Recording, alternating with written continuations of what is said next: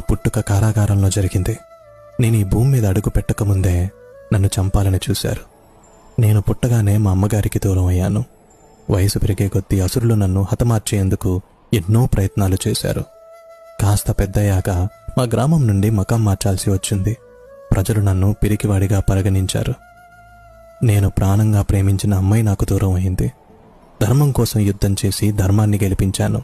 కానీ ఎంతో మంది మరణానికి కారణం నేనని నిందించబడి శపించబడ్డాను.